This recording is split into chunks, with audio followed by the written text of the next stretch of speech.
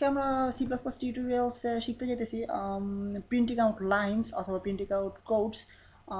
So আমরা last প্রোগ্রামে দেখতে পাইছি প্রোগ্রামটার আউটপুট আসে জাস্ট একটা প্লেন অ্যান্ড সিম্পল লেখা হ্যালো ওয়ার্ল্ড। সো এই লেখাটা মেনলি শর্ট করতেছে ডাবল কোটেশন মার্কের ভিতরের অংশটুকু। সো আমরা দেখতে পেতেছি যে ডাবল কোটেশন মার্কের ভিতরে আমরা যে কোনো কিছু লিখতে পারি, ব্লা ব্লা ব্লা, ওএমজি ডব্লিউটিএফ। সো ভিডিওটা যদি আমরা যদি প্রোগ্রামটা রান করি দেখতে পাইতেছি ঠিক ডাবল কোটেশন মার্কের ভিতরে যা যা লেখা হয়েছে ঠিক তাই স্ক্রিনে শো করতেছে। So mainly double quotation mark ছাড়া মার্কের বাইরে কোনো কিছু লেখা থাকলে প্রোগ্রামটাতে জিনিসটা অবশ্যই স্ক্রিনে শো করবে না, তো প্রিন্ট আউট হবে না। সো নেক্সট আমরা দেখতে পেয়েছি এন লাইন অথবা এন এল নামে একটা লেখা।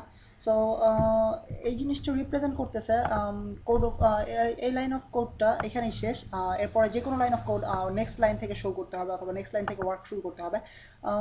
সো দেখা যাক আমরা এন লাইন ছাড়া যদি লাইনটাকে লিখি, আর নাও এন লাইন সহ আমরা লাইনটাকে লিখি, লাইক অন্য একটা কিছু ওয়ার্ড অ্যাড করতে চাই, hello world, like McDonald's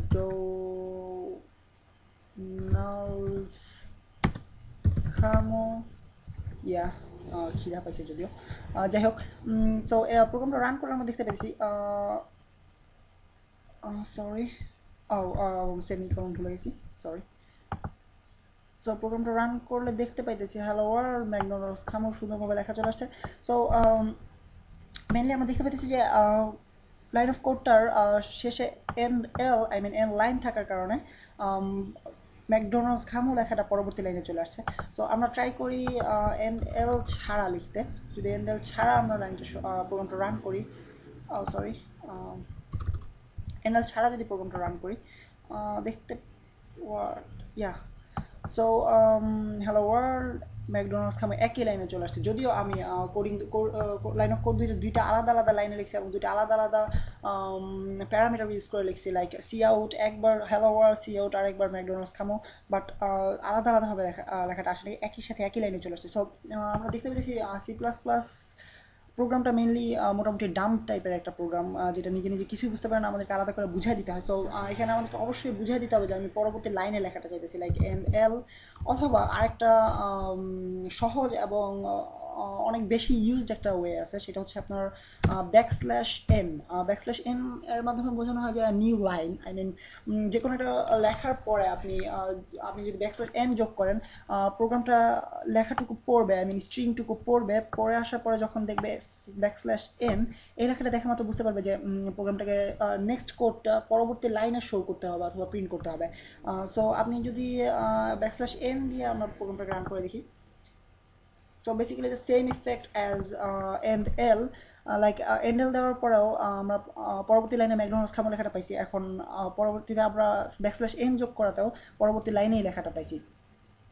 so এই ব্যাকস্ল্যাশ এন অপারেটরটা আপনি যে কোনোখানে জায়গায় ইউজ করতে পারেন, লাইক ম্যাকডোনাল্ডস ব্যাকস্ল্যাশ এন খামো, প্রোগ্রাম রান করলে দেখতে পাইতেছি hello world McDonald's new line খামো। সো ইয়া,